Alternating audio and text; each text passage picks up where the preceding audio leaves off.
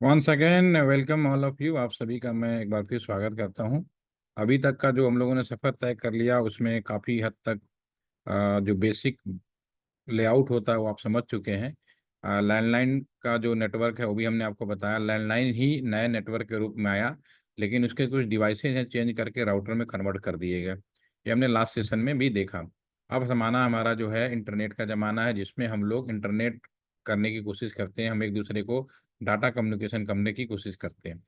तो आज के ज़माने में जो सबसे बड़ी समस्या ये होती है, जब हम किसी को टेलीफोन करते हैं तो टेलीफोन करने में तो बड़ा आसानी से उस सामने वाले की आवाज़ सुन के अच्छा लग जाता है कि हाँ, जिसको मैंने कॉल किया था वही बंदा है।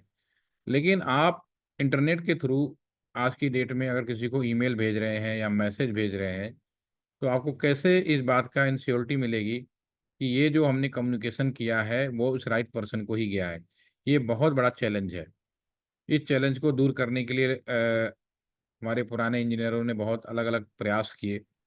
उन्होंने अलग-अलग रूल्स बनाए। तो उन्हीं लूज़ पे हम बात करेंगे और आज समझने की कोशिश करेंगे कि आज नया क्या किया जा सकता है। तो मैं स्क्रीन शेयर की मदद ले रहा हूँ। इंटरनेट का सीधा-सा मतलब होता है, अगर मैं बात करूँ यहाँ पे, अगर हम बात करें आपके स्क्रीन पे, एक मैंने आज का जो सिंपल इंटरनेट होता है उसका मतलब सिंपल ये होता है कि अगर मैं बात करूँ, इंटरनेट इज़ वेरी सिंपल कि आज ये आपका कंप्यूटर है और ये कंप्यूटर डेफ़िनेटली आपका इसी तरह से जुड़ा हुआ है, चाहे आप वाईफ़ाई से भी जुड़े होंगे या मोबाइल टावर से भी जुड़े होंगे। अगर 4G है तो वो भी इसी नेटवर्क पे है और ये मोबाइल फ़ोन भी है, ठीक है ना? तो अगर आप इंटरनेट भी कर रहे हैं, तो नो डाउट वो फाइनली सब घूमते-फिरते इसी एक कस्टमर एज राउटर पे आएगा, फिर इसके बाद प्रोवाइडर एज राउटर पे आएगा, फिर इसके बाद जो हमारा कोर नेटवर्क है वो डिसाइड करेगा कि कहाँ का किस जगह का कम्युनिकेशन रिक्वायरमेंट है, वो वहाँ पे चला जाएगा। ये हमारा प्रोवाइडर एज राउटर फिर अगेन, और फिर इसके बाद ये आपका उस कंप्यूटर में कनेक्ट हो जाएगा, ठीक है? तो आपका भेजा हुआ मैसेज इस लोकेशन से रास्ता आपको हर हाल में यही मिलने वाला है, ठीक है? ये आज के ज़माने का कम्युनिकेशन है। इस कम्युनिकेशन चालू करते समय हमारे सामने सबसे बड़ी समस्या ये आई, हम जो कम्युनिकेशन कर रहे हैं उसमें अगर मैं बात करूं, एक काम करते हैं, अगर प्लेन शेयर कर लिया जाए,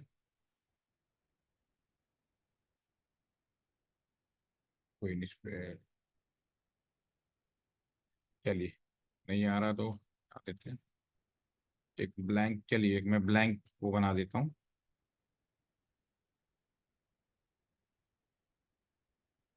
फिर रखता हूँ, ठीक है? इस पे इंटरनेट का मतलब सीधी सी बात है, ये आपका कंप्यूटर है। हम लोगों ने, देखो मैं तो इलेक्ट्रॉनिक्स का स्टूडेंट रहा हूँ और इलेक्ट्रॉनिक स्टूडेंट होने के नाते आप लोगों के अंदर भी यही आदत होती है, ऐसी नहीं है कि कोई चीज़ बदल गई है। हम पढ़ाई कर रहे होते हैं तो उस समय हम कंप्यूटर साइंस वालों को कहते थे पता नहीं क्या, पहले हमारे टाइम में सफ़ेद रंग का कंप्यूटर होता था, बड़ा बड़ा होता था, तो पता नहीं क्या करते रहते हैं फुटर फुटर, ठीक है? और वो हमें हमें कहते थे पता नहीं क्या सर्किट में उलझा रहते हैं सारे, सोल्डरिंग कर रहे हैं और आईसी कैपेसिटर इन सब चीज़ों से आप कर रहे हैं। तो सब एक दूसरे को बड़े होशियार समझते हैं कि मेरा ब्रांच ये है, मेरा ब्रांच ये है, और ये बीमारी शायद आज भी अवेलेबल है, ठीक है? और हम जब दूसरे ब्रांच पे हम पढ़ाई कर रहे होते हैं तो सामने वाले ब्रांच को ये सोचते हैं कि क्या हो गया, ये क्या चीज़ है, वहाँ पे मेरे से मतलब नहीं है। भाई समय बदल गया है, सारी चीज़ें स्मार्ट हो रही हैं। स्मार्ट का मतलब मैंने ऑलरेडी समझा चुका हूँ, हर चीज़ इंटरनेट से जुड़ेगी। तो आपका जो बेसिक वर्क है जब तक वो इंटरनेट से नहीं जुड़ोगे काम नहीं चलेगा। तो मैं भी, हम लोग भी अपने इंजीनियरिंग के टाइम में कंप्यूटर को बिल्कुल, क्योंकि हमारे टाइम पे इंटरनेट भी नहीं था और कंप्यूटर शुरू-शुरू में हमारा स्टार्ट हुआ था कि चलो भाई थोड़ी बहुत कंप्यूटर की जानकारी दे दिया जाए, कंप्यूटर पे कैसे काम करते हैं, इस तरह की हमारे टाइम में होता था। हम लोग को बिल्कुल भी आइडिया में नहीं। मैं तो पहली बार कंप्यूटर सेकंड ईयर में जाके एक लैब हुई थी दिखाने के लिए कि चलो भाई कंप्यूटर देखते कहते हैं, आप लोग जाके देखो। तो फर्स्ट टाइम मुझे, और विंडोज़ था 3.11, विंडोज़ 3.11 हमने सबसे पहले देखा था। और उसके बाद लेटेस्ट एक नया विंडोज़ 95 में, जब एक अगले साल विंडोज़ 95 आया, तो ये हमारे सामने ये पहला कंप्यूटर जिसे हम लोग देख रहे थे, ठीक है? लेकिन हम लोग उसको एज़ ए वैसे ही ले रहे थे, बहुत ही सीरियस नहीं ले रहे थे, क्योंकि है हमारे, हम हमें हमारे किस काम का है, यही होता है ना, हमारे किस काम का है, ठीक है? जब हम फील्ड में आए तब मुझे रियलाइज़ हुआ, तब मुझे सबसे पहला काम जो दिया गया एक्चुअल में, काम ट्रेनिंग खत्म होने के बाद, नौकरी मिलने के बाद, जो सबसे पहला काम वास्तव में दिया गया, क्योंकि मेरी पोस्टिंग हो गई थी बागपत जिले में आफ्टर ट्रेनिंग। ट्रेनिंग के पहले मैं देहरादून में भी रहा हूँ और उसके पहले पटियाला पंजाब में भी रहा, लेकिन उसके बाद एक्चुअल में मुझे काम करने का पहली बार मौका मिला बागपत, बड़ौद जिला है मेरठ के पास में, वहां पे मिला। तो वहां पे मुझे ट्रांसमिशन लाइन में दिया गया और मुझसे सबसे पहला काम यही कहा गया। उस समय हमारे जो प्रधानमंत्री थे अटल बिहारी वाजपेयी जी, मनमोहन सिंह से पहले थोड़े प्रधानमंत्री बने थे कुछ दिनों के लिए, तो उन्होंने एक शब्द यूज किया था, पहली बार एक शब्द यूज किया था, ऑनलाइन। तो हम लोगों ने पहली बार वो शब्द सुना, ऑनलाइन। उन्होंने कहा जितने भी लोगों की सैलरी है ऑनलाइन कर दी जाएगी, लोगों का बिल पेमेंट जो है, आपका प्रीमियम है, LIC के जो बिल पेमेंट है, ऑनलाइन किया जाएगा। तो हम लोग को समझ में नहीं आया ऑनलाइन होता क्या चीज़ है, लेकिन उनके बयान के 2 दिन बाद ही हमारे पास आ गया कि आप सभी लोगों को सिलेक्शन किया गया है। बागपत बड़ौद के सभी LIC ऑफिस के जो काउंटर जहाँ बिल जमा होते हैं, उनके कंप्यूटरों का कम्युनिकेशन कराना है आपको, कनेक्ट करना है मेरठ के अंदर जो LIC हेडक्वार्टर बना हुआ है पूरे जोन का, वहाँ पे आपको जोड़ना है। तो हम लोग बड़े खुश हुए कि प्रधानमंत्री का प्रोजेक्ट था और हमें बिल्कुल आइडिया नहीं था कि इसमें कंप्यूटर इन्वॉल्व होने वाला है। तो बस ये था कि ऑनलाइन जोड़ना है, हमें बस इतना माइंड में था। तो फिर वो जब वहाँ पे क्योंकि प्रधानमंत्री का प्रोजेक्ट था तो डेफिनेटली हम लोग लाइमलाइट में आने वाले थे, तो हम लोग लेकिन उसके पहले हमें ट्रेनिंग दी गई कि भाई आपको ट्रेनिंग दी जाएगी 5 दिन की, और फिर आप उसके बाद इस काम को कर पाएंगे, क्योंकि आप में, क्योंकि सबसे बड़ी बात उस टाइम पे BSNL के अंदर केवल इलेक्ट्रॉनिक्स लोगों की भर्ती होती थी। कंप्यूटर, रेडियो कम्युनिकेशन इंजीनियरिंग हो गया, इलेक्ट्रिकल हो गया, बट कंप्यूटर साइंस या IT वालों की भर्ती नहीं होती थी। ब्रांच का कोई भी अप्लीकेबल नहीं था। बाद में अप्लीकेबल भी किया तो उनसे भी सवाल इलेक्ट्रॉनिक वाले ही पूछे जाते थे। ठीक है। तो अब डेफिनेटली जब हम लोग 5 लोगों का सिलेक्शन था, जिसमें मैं भी था, एक IS थे और एक ITS थे और 3 इंजीनियर थे, एक कोई JE रैंक का था, कोई JTO रैंक का था और एक यही था। पूरी एक चैनल बनाई थी इन्होंने 5 लोगों की कि आप लोगों को 15 दिन के अंदर प्रधानमंत्री जी उद्घाटन करेंगे, आपको एक काम करना है। हमें ट्रेनिंग पे भेज दिया गया कि पहले आप ट्रेनिंग पे लिया जाए। और उस समय कनॉट प्लेस पर एक जेड कैरियर एकेडमी के नाम से एक नया कंप्यूटर, जेड इन्फोटेक कंप्यूटर के नाम से उन्होंने हायर किया हुआ था। उनके पास हम लोग गए और उनसे पूछा, उन्होंने पूछा कि आपको कंप्यूटर आता है? IS वाला तो नॉन टेक्निकल था, बाकी हम सारे इलेक्ट्रॉनिक्स वाले थे। हमने सबसे एक दूसरे, क्योंकि हमने अपने इंजीनियरिंग में कंप्यूटर साइंस को बिल्कुल वैसे ही पढ़ा जैसे आज भी बहुत सारे लोग हो सकते हैं कि पढ़ने ना हो। ठीक है, लेकिन वो बहुत जरूरी है, उसके बिना काम नहीं हो सकता, क्योंकि मैंने पहले दिन ही क्लियर कर चुका हूँ, the new version of telecom is known as IT, यानी कि कंप्यूटर के बिना आपका काम नहीं होने वाला। और कंप्यूटर को भी ये समझने की जरूरत है कि उन्हें क्या काम करना है। वो चाहे कितनी भी अच्छी नॉलेज रखते हो, सॉफ्टवेयर की नॉलेज रखते हो या कुछ भी बनाते हो, लेकिन उनको सबसे पहले ये समझने की जरूरत है कि मेरा जो बनाया हुआ सॉफ्टवेयर कहाँ पे यूज होगा, कौन परचेजर होगा। BSNL एक बहुत बड़ा परचेजर है TCS का। TCS में 70% परचेज BSNL करता है। अगर आप सोचिए, TCS एक बहुत बड़ी कंपनी है, उसमें जो भी सॉफ्टवेयर बनाया जाता है उसका परचेजर है। अगर BSNL बंद हो जाए तो वो सारे के सारे नौकरियां, हुआ भी अभी। मोबाइल में दिन भर चार्ज होता है। म्यूट करके रखिए, रिकॉर्डिंग में सारी आवाजें आती हैं। तो BSNL तुम का, यार क्यों बोलते हो इतना? अरे भाई उत्तम, म्यूट करके रखो। ओके। तो जो रिलायंस, जो TCS है, उसके 70%, आप कह सकते हो कि उसका 70% परचेजर कौन है? BSNL। अगर बंद हो जाए तो डेफिनेटली उसके एम्प्लॉयमेंट भी प्रभावित होता है। तो कोई भी कंपनी हो, चाहे गवर्नमेंट की हो, प्राइवेट हो, वो सब एक दूसरे से जुड़े होते हैं। अगर आप ये सोचते हैं कि रिलायंस बंद हो गया, किंगफिशर एयरलाइन बंद हो गई, तो आप क्या समझते हैं केवल उसका क्रू मेंबर ही इफेक्टिव होते हैं? नहीं, उससे जुड़े हुए दूसरे इंडस्ट्रीज हैं, जैसे आपकी फ्यूल इंडस्ट्रीज हो गए, इंजीनियर्स हो गए, वो सारे इफेक्टिव होते हैं। इसलिए किसी चीज का बंद होना बहुत दुखदाई होता है, लोगों की नौकरियां पे प्रभावित होता है। अभी आपने रिलायंस जियो आने के बाद में कुछ, उसने सारे BSNL टावर पे ही उसने सारी सर्विस शुरू की थी। ठीक है, लेकिन उसका फ्री ऑफ कॉस्ट BSNL ने दिया, उसने मार्केट में धमाल मचा दिया, तो जिससे बहुत सारी कंपनियां बंद हो गई। ठीक है, तो ऐसा चीजें होनी नहीं चाहिए, सारी कंपनियों को चलना चाहिए, सबकी रिक्वायरमेंट अपनी अपनी जगह है। ठीक है। तो उसने पूछा कि आपको नहीं आता, हमने कहा हमें नहीं आता। तो फिर क्या करें, उन्होंने सबसे पहले इंटरनेट सिखाया उसने। और उसने एक क्योंकि पहले दिन तो ये सिखा रहा था, पहले दिन अगर मैं बोलूंगा कि हमें ये सिखा रहा था कि how to computer on off shut down, तो आप बड़े मजाकिया लहज में कहेंगे क्या कर रहे थे। तो भाई उस समय नहीं आता था, हमें हमें ही सिखाया जाता था। तब की जमाने दौड़ था, लेकिन हम लोगों ने समय के साथ सीखा। तो उसके बाद स्टीफन ब्राउन नाम के एक अमेरिकन, आपने शायद इलेक्ट्रॉनिक्स वालों की एक बुक्स लिखते हैं, उनके भी है, डिजिटल लॉजिक, बीएसडीएल की बुक है उनके पास में। तो वो स्पेशली अपॉइंटमेंट किए गए थे हम लोग को ट्रेन करने के लिए। तो उन्होंने दूसरे दिन आए और उन्होंने सेम सवाल पूछा कि आपको इंटरनेट आता? हमने कहा नहीं आता। कहा कोई बात नहीं, हम सिखा देंगे आपको। उन्होंने कहा पहले इंटरनेट का मतलब समझो। उन्होंने सिंपल कंप्यूटर मंगाए और उन कंप्यूटरों को जोड़ा। आज की तरह यूएसबी पोर्ट नहीं था कि आसानी से जुड़ जाए। उन्होंने इसमें काम पोर्ट लगाए और कंप्यूटर को जोड़ा। जब जोड़ दिया, दोनों कंप्यूटर सामने रखे थे, तब उन्होंने कहा कि अब आप तीन काम कर सकते हो। अपने इस कंप्यूटर से, इस कंप्यूटर के अंदर ये जो केबल लगा इसकी मदद से जाकर टू सी आप देख सकते हैं। पहला काम ये कर सकते हैं। दूसरा, इस कंप्यूटर में कोई चीज पड़ी है, ठीक है, इसको उठाकर आप अपने कंप्यूटर में ला सकते हैं। ठीक है ना, टू टेक आप ले सकते हैं, आपके कॉपी कर सकते हैं। और तीसरा काम आप ये कर सकते हैं, आपके कंप्यूटर में कोई चीज पड़ी है, इसको उठाकर यहाँ पे डाल सकते हैं, टू गिव आप दे सकते हैं। तो कहा इन तीनों का ही मतलब होता है इंटरनेट। बहुत ही रफली भाषा में समझा दिया। और ये कब संभव है? जब दोनों कंप्यूटर आपस में जोड़ दिए जाए। ठीक है ना। तो internet is nothing to see, to take and to give. और उन्होंने कहा इसका टेक्निकली जो हम लोगों ने हैंडआउट तैयार किया है, हैंडआउट के आधार पर अगर मैं बात करूं, तो टीसी का मतलब होता है नेट सर्फिंग।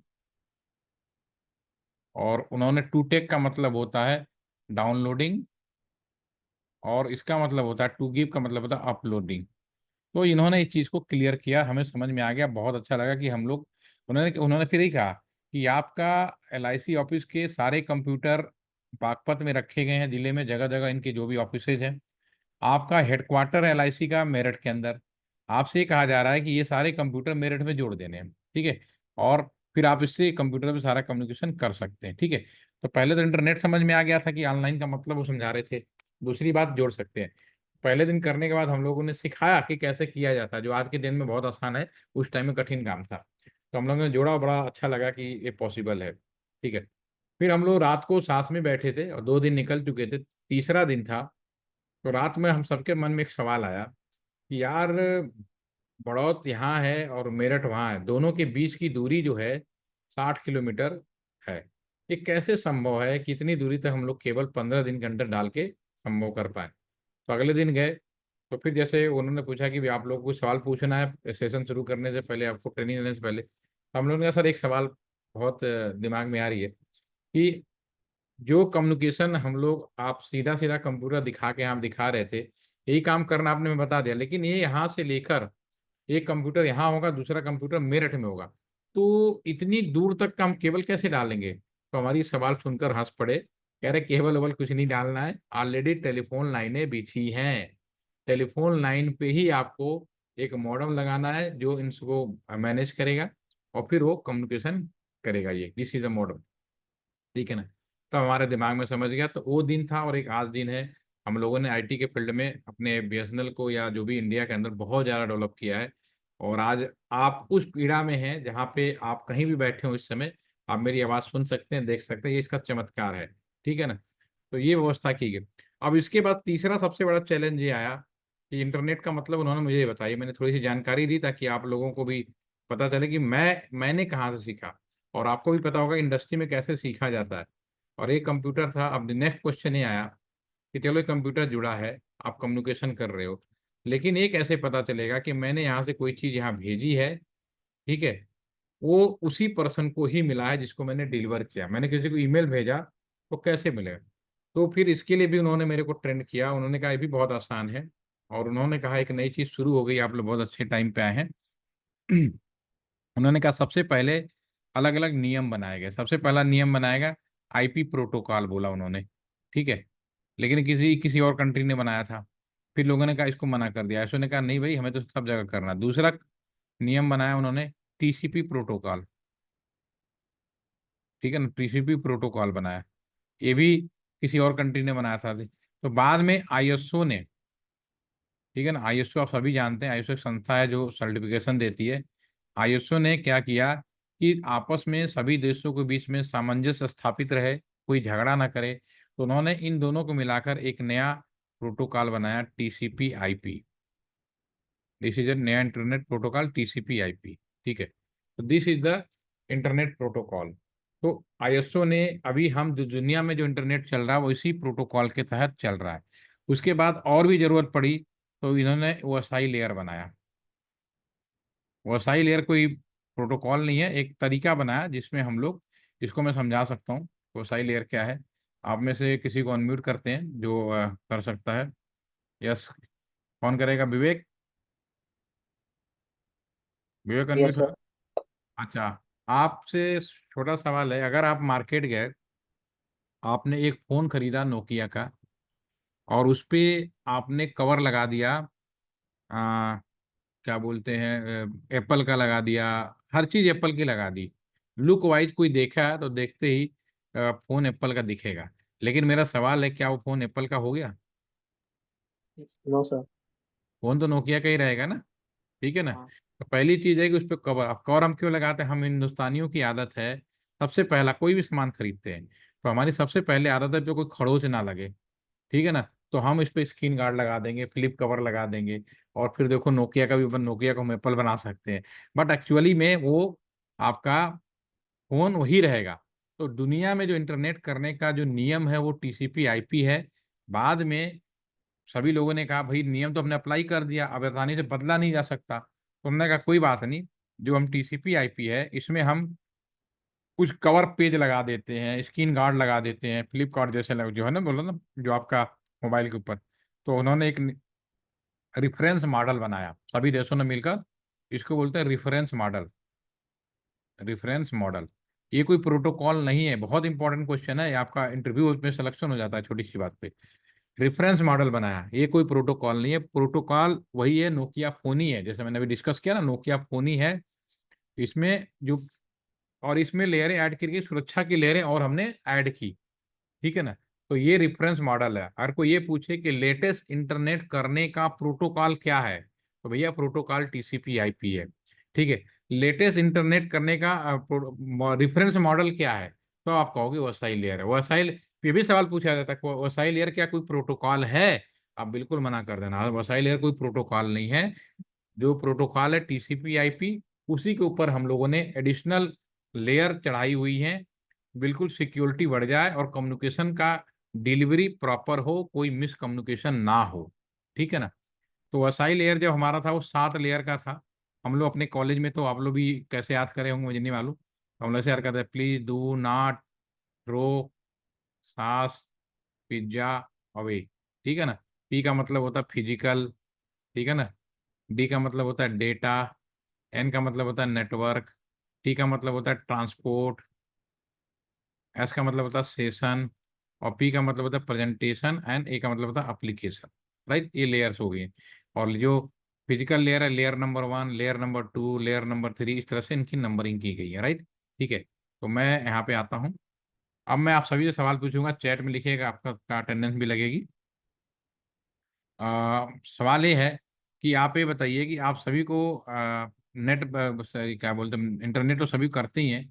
सवाल ये है कि क्या, ये बताइए कि क्या आपका जीमेल सिक्योर है, यस या नो? अपना अनुभव बताइए, is Gmail is the secure, yes या नो? विवेक ने बोला सिक्योर है, बाकी लोग बताइए, अटेंडेंस लग जाएगी इसी बहाने, ठीक है। तो वैभव का भी यस आ गया। तो जीमेल का मान सिक्योर है तो डेफिनेटली। अब ये बताइए, क्या फेसबुक सिक्योर है? अब मेरा सवाल है, क्या फेसबुक सिक्योर है? अब मैं फेसबुक के बारे में पूछ रहा हूँ। उत्तम ने बोला नो, फेसबुक के बारे में नो, अरुण ने बोला ठीक है। मतलब जीमेल के बारे में आप बोल रहे हो यस है, और ठीक है, और फेसबुक के बारे में बोल रहे हैं नो। चलो ठीक है। आप मुझे ऐसे वेबसाइटों के नाम बता सकते हैं या उदाहरण बता सकते हैं जिसपे सबसे ज़्यादा सिक्योरिटी दी गई होगी? कुछ ऐसे एग्जाम्पल, जो ऐसी वेबसाइटें कोई हैं जो आपकी नज़र में जिसपे सबसे ज़्यादा सिक्योरिटी दी गई हैं? कोई आइडिया? यस, उत्तम। इसरो की, iCloud, banking, yes, no doubt. 100% security तो संभव नहीं है, लेकिन आपने जो आंसर दिया गवर्नमेंट केयर की बैंकिंग, कि हमारे कुछ साइटें ऐसी हैं जिस पर सिक्योरिटी देने की पूरी कोशिश की जाती है, नो डाउट नेट बैंकिंग भी सबसे ज़्यादा सिक्योर होगा। ठीक है, तो नो डाउट अब इसमें से कोई एक अनम्यूट हो जाए। अब मैं इन सारे, अब लेयर, जो हमारी जो लेयर है, ये यहाँ पे लिखी हुई, यहाँ पे भी लिखी हुई है, आपके स्क्रीन पे दिख रहा है। ठीक है, अब इस पे ये मान लीजिए, इसमें से किसी को अनम्यूट करता हूँ। शगुन, आप अनम्यूट हो सकते हैं। शगुन, यस। Yes Aditi, sir. आप अनम्यूट हो गए, ठीक है। शगुन, मुझे ये बताएं कि आपने कभी लैपटॉप से नेट बैंकिंग किया है या मोबाइल से किया है? करते होंगे, आज तो बहुत ही कॉमन सी चीज़ है।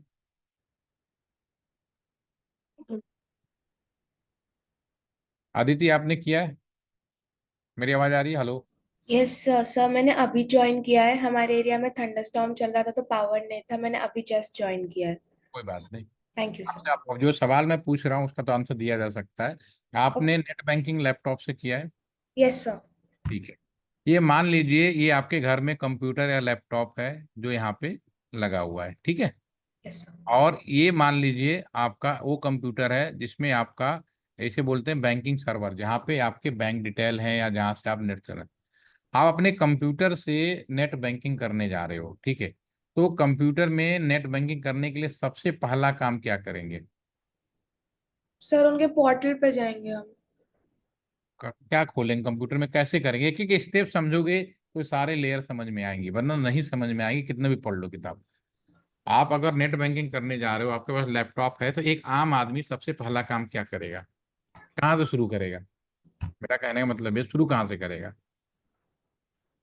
सर अपने क्रेडेंशियल्स उनके साइट पे डालेगा। क्रेडेंशियल तो आगे चलेगा, उससे पहले कहाँ खुले करोगे, शुरुआत कहाँ से करेगा? लैपटॉप आपके सामने है। ब्राउजर से सर। यस। पकड़ो, जब तक पकड़ोगे नहीं चीजों का, आप सीधे, यस। आप सबसे पहला अपने कंप्यूटर में ब्राउजर खोलोगे। ऐसा नहीं होगा कि आप माई म्यूजिक पे दबा दोगे, MS वर्ड पे दबा दोगे, कहीं ना कहीं बना होगा। जो माई ब्राउजर है, ब्राउजर कोई भी कंपनी का हो सकता है, क्रोम का हो सकता है, इंटरनेट एक्सप्लोरर हो सकता है, मोजिला हो सकता है, ओपेरा हो सकता है, that is different thing. But open आपको नेट बैंकिंग करना है तो ब्राउजर खोलना पड़ेगा। ब्राउजर क्या है? एप्लीकेशन है। अब आपने ब्राउजर खोल लिया, फिर अगला काम क्या करेंगे?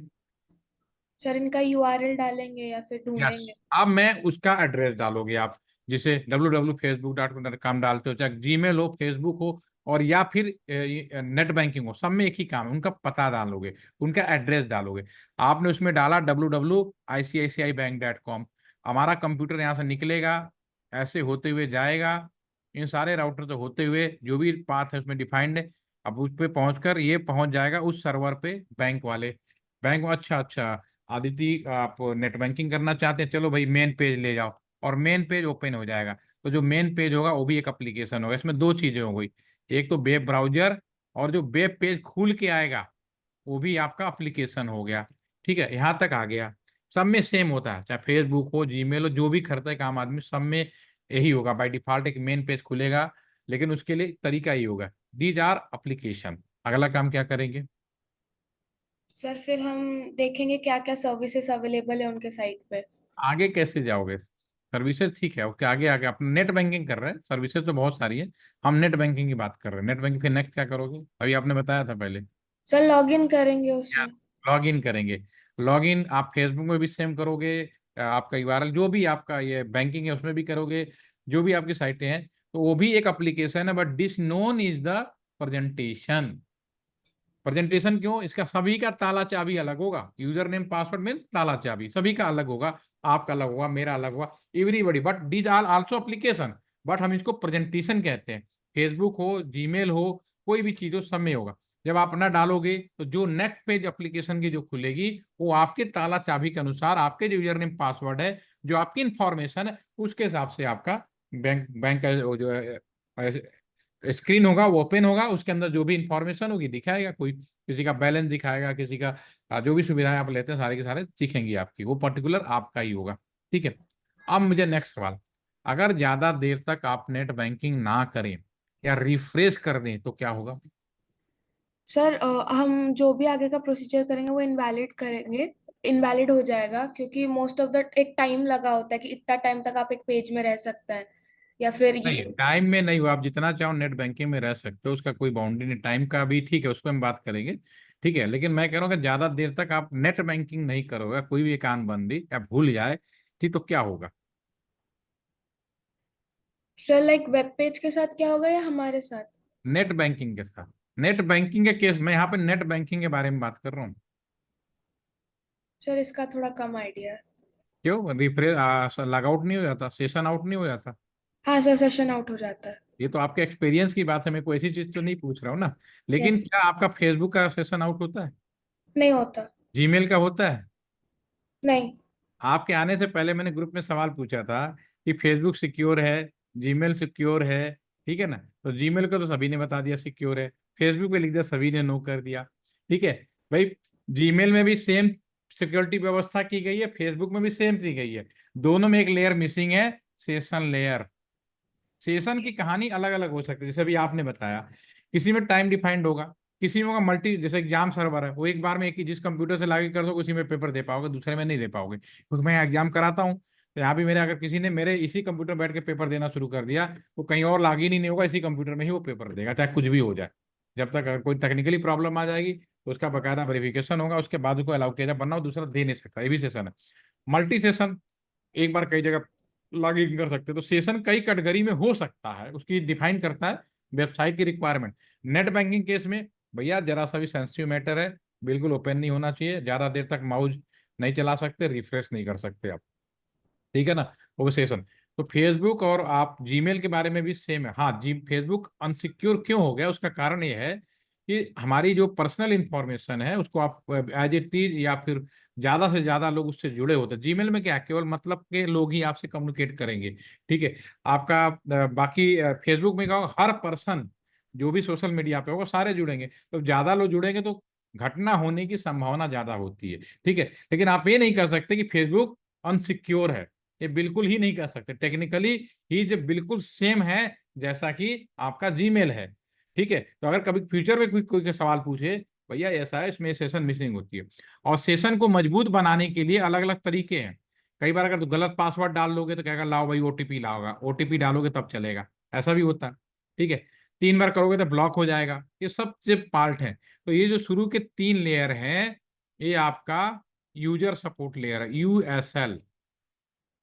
यूजर्स है, ये कंप्लीटली सॉफ्टवेयर मोड में है, कहीं फिजिकल टच नहीं है इसमें, ठीक है? आप इसमें कहीं भी नहीं कर, सब कुछ सॉफ्टवेयर मोड में चलता है। उसके बाद मेरा कंप्यूटर से कोई डाटा निकलेगा, मूवमेंट कैसे होगा, ठीक है ना? वो डाटा निकलेगा, अगर कंप्यूटर में आपने लाइन केबल लगाया हुआ है, वाईफाई लगाया है, तो वहां से डाटा निकल के नियर बाई स्विच पे जाएगा, ठीक है? तो ये जो पहला लेयर है, this is the physical layer. इसमें क्या हो सकता है, वाईफाई हो सकता है, एनआईसी हो सकता है, ठीक है ना? हब हो सकता है, जो भी आपका पहला लेयर है, फिजिकल लेयर। अब यहाँ से डाटा निकल कर कहाँ जा रहे हैं, सारे स्विच में जा रहे हैं। तभी लोकल स्विच में, घर में भी आपका वाईफाई लगा तो उसी वाईफाई के अंदर ही स्विच लगा हुआ है, ठीक है ना? तो बाई डिफॉल्ट, क्योंकि घर का जो वाईफाई है एक आम पर्सन के लिए बनाया गया है, तो कंप्लीटली राउटर फैसिलिटीज लेते हुए बना हुआ है। तो इसका फायदा ये होता है कि उसके अंदर वाईफाई की सुविधा तो है ही, वो आपका राउटर की कुछ क्वालिटी मिलेगी, और उसके अंदर ही आपका डाटा जो आपका स्विच है उसका भी काम करता है। तो जो दूसरा लिंक है स्विच, लेयर 2 में आएगा स्विच। जब सारा डाटा यहाँ पे हमारा पहुंच गया, इसके बाद जब डाटा यहाँ से निकलेगा कहाँ पे जाएगा, राउटर, एक राउटर से दूसरा राउटर, तीसरा राउटर, पूरी दुनिया में अब राउटर ही राउटर है, घूमते फिरते सब वहां पे भी रिटर्न बैक होगा, और फिर जाकर नेटवर्क में पहुंचेगा। तो तीसरा जो राउटर नेटवर्क है उसे बोलते हैं राउटर, ठीक है ना? अब में 2 चीजें हो गई। आपका ये जो पोर्शन था यूएसएल था, जिसमें यूजर कैसे काम करेगा उसके लिए डिफाइंड की गई। आपका ये जो सेक्शन है 1 2 3 लेयर, ये नेटवर्क सपोर्ट लेयर है, कि डाटा अपने लोकेशन से दूसरे तक कैसे पहुंचाया जाए। मैं यहाँ कोई बोल रहा हूँ, मेरी बातें आप तक कैसे जा रही हैं, मेरा स्क्रीन कैसे आपके पास जा रहा है, मेरा वीडियो आपके पास कैसे जा रहा है, ठीक है ना?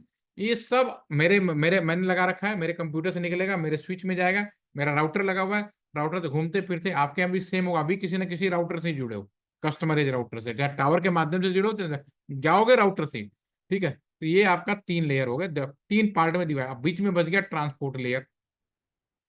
तो डेफिनेटली अब आप लोग थोड़ा सा आइडिया लगा के बताएं कि ट्रांसपोर्ट लेयर क्या करता होगा।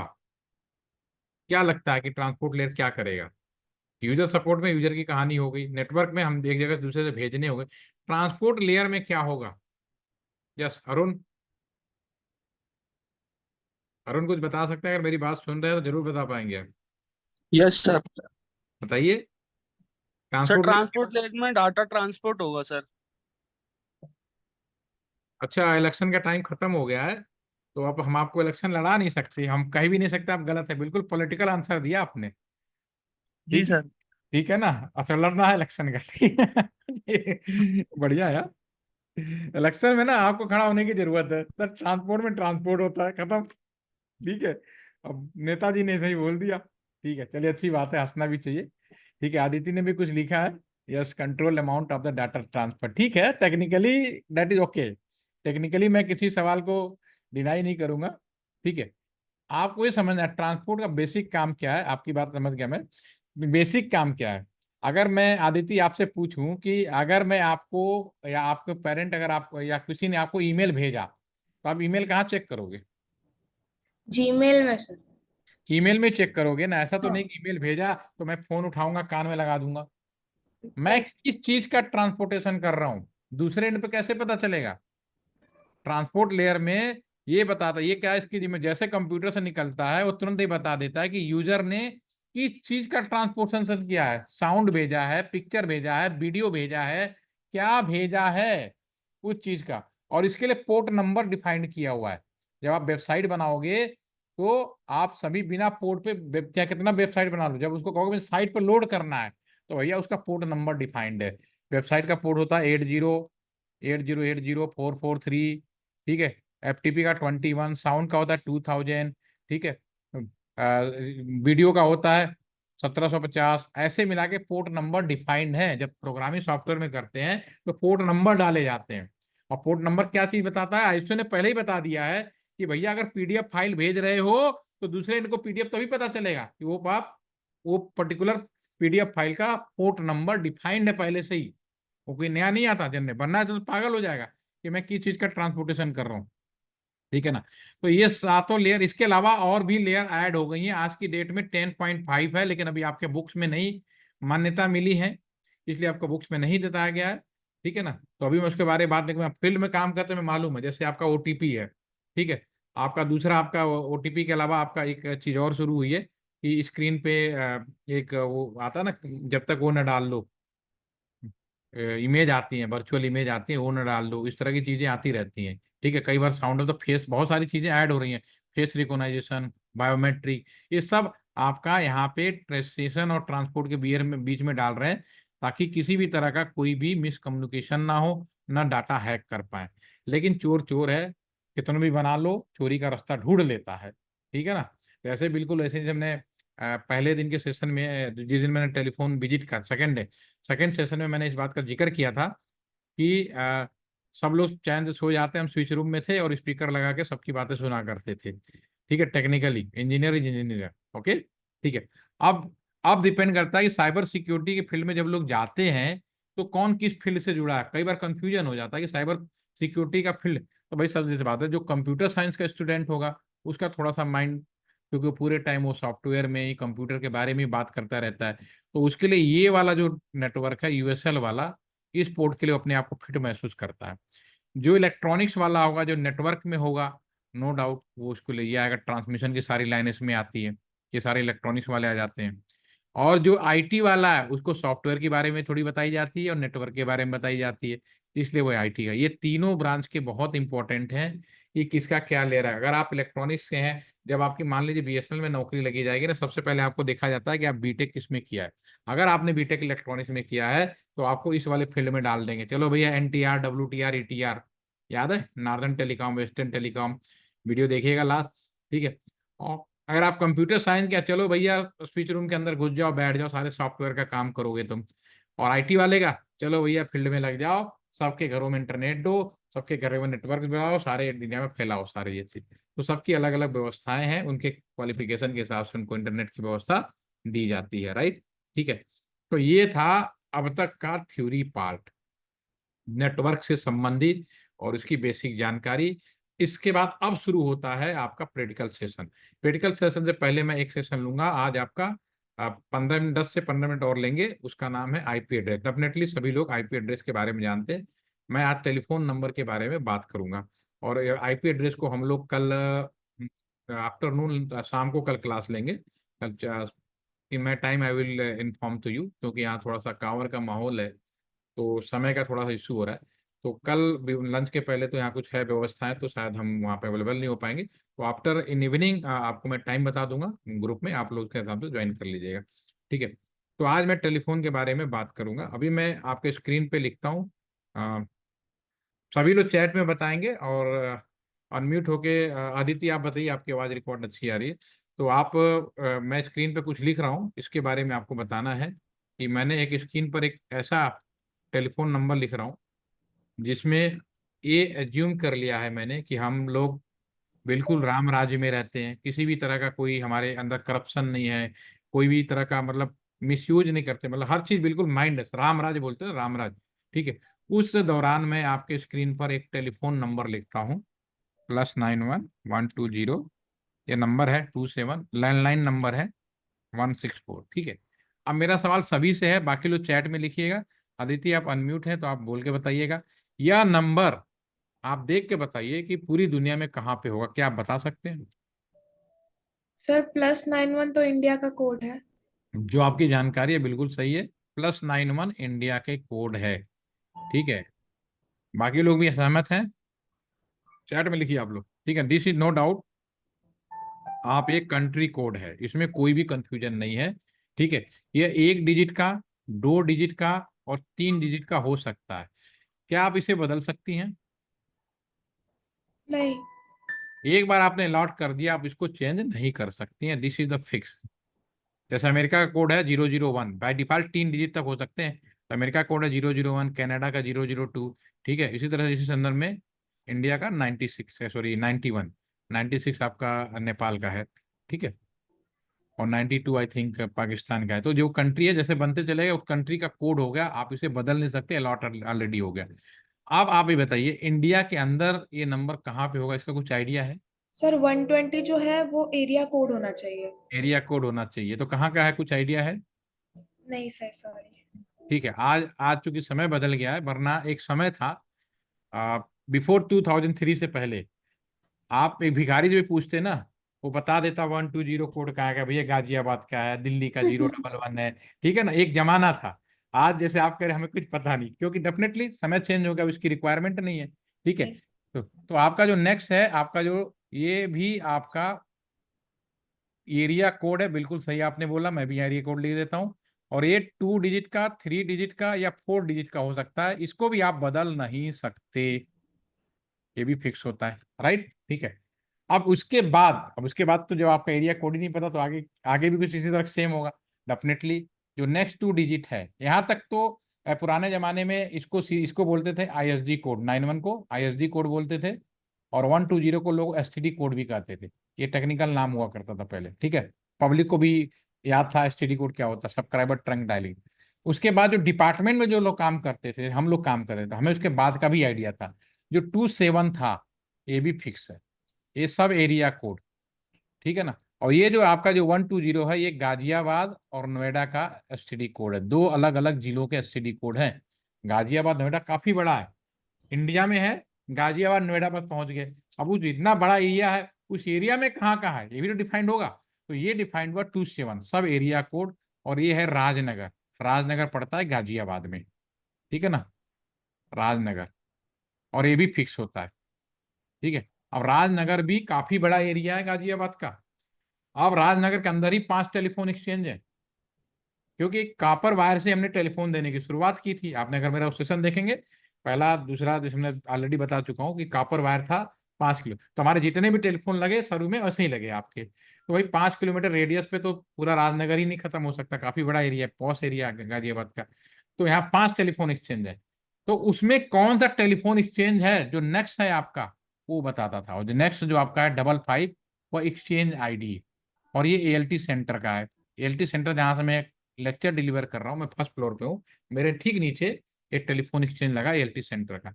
एएलटी सेंटर के अंदर जितने भी लैंडलाइन होंगे सबके नंबर 91 से लेके 55 तक फिक्स होंगे, ठीक है ना।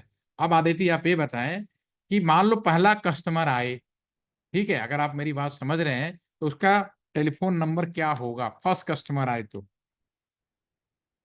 आदित्य। बाकी लोग भी लिखिए। सर ये तो फिफ्टी है। फाइव तक सब सेम रहेगा, बाकी हाँ, 64,001 हो जाएगा आई थिंक। 000 नहीं हो सकता। सर थोड़ा डाउटफुल लग रहा है। डाउटफुल है, गिनती की शुरुआत हमेशा जीरो से होती है, इसमें कोई डाउटफुल नहीं होना चाहिए, ठीक है। 000 इज वेरी, ये डिजिट देखो कंप्लीट है, ठीक है, 000 से स्टार्ट होगा, ठीक है। और सगुन ने भी लिखने की कोशिश की लेकिन कोई बात, उनके मन में भी डाउट था, ठीक है। और आप चलिए लास्ट क्या होगा, अगर लास्ट कस्टमर आए तो क्या होगा उसका टेलीफोन नंबर, अदिति।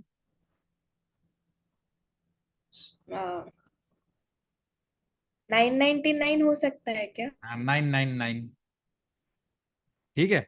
दूसरा कस्टमर आएगा तो उसको 001, ठीक है ना, 001 हो जाएगा। तीसरा कस्टमर आएगा 002 हो जाएगा। ये गिनती चलती रहेगी, ठीक है ना, और नीचे जाते हुए पूरा आपका 99। अब मैं आपसे पूछूं टोटल कितने टेलीफोन दे सकते हो इसके हिसाब से। 1000। 1000, बिल्कुल सही। चीजें क्लियर, देखो कोई ऐसी चीज नहीं है जो आपको ना समझ में आए।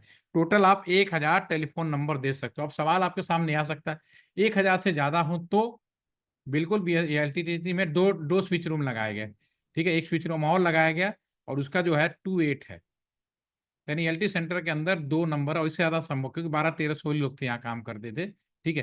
तो टोटल यहाँ 2000 टेलीफोन देने की फैसिलिटीज थी। इसमें कोई कंफ्यूजन नहीं होना चाहिए, बिल्कुल क्लियर होना चाहिए। इसी में वीआईपी नंबर बनते थे 000, आपका 111, आपका 100, आपका 555, दीज ऑल आर डिफाइंड, ठीक है ना। तो ये सब वीआईपी नंबर होते थे, बड़े लोग लेते थे, लास्ट में 555 है, 777 है, ठीक है। अब इसके बाद नियम बनाए गए, नियम ये बनाए गए, मैं दोबारा से लिख देता हूँ। सीधी सी बात है, पहली जो अभी मैंने डिस्कशन किया उसके अकॉर्डिंगली जो टेलीफोन नंबर है दो भागों में डिवाइड होगा। तब मैं अलग अलग लिख दूं ताकि आपको कंफ्यूजन ना हो, ठीक है ना। और यहाँ पर 000 कर देते हैं और लास्ट में +91 120, ठीक है ना, 2755 और ये बनेगा 999, ठीक है। तो ये आपका टोटल टेलीफोन नंबर संभव है, ठीक है ना, ठीक है। तो ये डेफिनेटली अब इसके बाद में नियम बनाए गए। जो फर्स्ट टेलीफोन नंबर था, not given to any customer, पहला नंबर किसी कस्टमर को हम नहीं देते, लास्ट नंबर भी also not given to any customer, ठीक है ना। तो टोटल जो टेलीफोन की संख्या थी 1000 में से -2। अब -2 क्यों करते हैं मैंने आपको यहाँ डिफाइन कर दिया कि -2 इसलिए किया जाता है कि पहला और लास्ट देना नहीं है। जो पहला टेलीफोन नंबर है, आप कॉलेज में पढ़ते हैं, मैं डिपार्टमेंट में काम कर रहा हूँ, हमारी पहचान मेरे नाम से नहीं है, मेरे रोल नंबर से है। आप परीक्षाएं देते हैं रोल नंबर से देते हैं। आज भी मेरी मेरी जब इंक्वायरी की जाएगी, मेरे बारे में इंफॉर्मेशन निकाला जाएगा, तो मेरे कॉलेज में जो मेरा रोल नंबर है वही मेरी पहचान है। मैं डिपार्टमेंट में काम कर रहा हूँ, बीएसएनएल में काम कर रहा हूँ, बीएसएनएल मुझे अपना एक आईडी देता है। मैं डीओटी में काम करता हूँ, डीओटी मेरा अपना एक आईडी देता है। तो सबके आईडी मेरे मिले हुए हैं, ठीक है ना। तो वो जो आईडी है वो कि अब अमेरिका वाला है, उसे एएलटी सेंटर में जो टेलीफोन लगा है उससे बात करनी है, तो भैया वो तभी बात करा पाएगा जब हमारे टेलीफोन एक्सचेंज का कोई ना कोई आईडी होगा और उस अमेरिका वाले टेलीफोन एक्सचेंज में उस आईडी को परमिशन दिया गया होगा, वरना कम्युनिकेशन ही नहीं होगा। अगेन आई रिपीट, मान लो आप इंडिया में हैं और अमेरिका के किसी टेलीफोन एक्सचेंज में बात करना चाहते हैं, तो हमारा जो टेलीफोन एक्सचेंज है पहले तो ऑथोराइज होगा, दूसरा अमेरिका वाला अपने टेलीफोन एक्सचेंज का एक आईडी रखा होगा, वो कौन सा होगा, पहला टेलीफोन नंबर। उस टेलीफोन नंबर को हमारे यहाँ से परमिशन मिलेगी, तब हमारे यहाँ का बंदा वहां के बात कर पाएगा, वरना बात वो नहीं कर सकता। तो ये एक्सचेंज आईडी के रूप में इस्तेमाल किया जाता है, इसका मतलब है ये है एक्सचेंज आईडी, ठीक है ना। और इसी तरह से लास्ट कस्टमर नंबर, ये भी बहुत इंटरेस्टिंग है। आज आप बहुत अच्छे समय में हैं, आपका इस समय अगर आपके फ्रेंड के दोस्त हों, पेरेंट हो, उनका बर्थडे हो या कोई इंफॉर्मेशन दे लियो, तुरंत मोबाइल उठाओ और उस पर व्हाट्सएप कर दो। बिना नाक कान का इमोजी बना होता है ना, तो आप लोग कम्युनिकेट कर देते हो। ठीक है। पिछले साल हमारे कई स्टूडेंट थे, कई फैकल्टी मेंबर, कई दोस्त, उन्होंने एक शब्द लिखा SBD। मैंने कहा क्या चीज़ है सर? Happy birthday. ठीक है।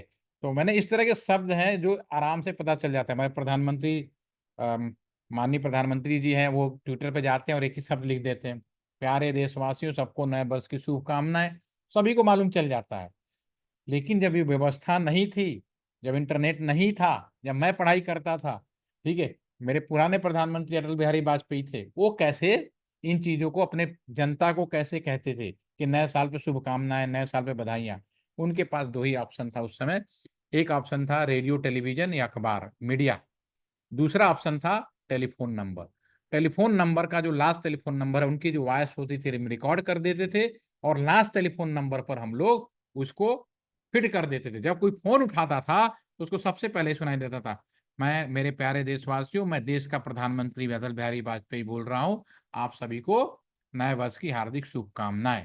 तो जो लास्ट टेलीफोन नंबर है, इसको बोलते हैं ब्रॉड, ये भी रिजर्व होता था ब्रॉडकास्ट आईडी के लिए।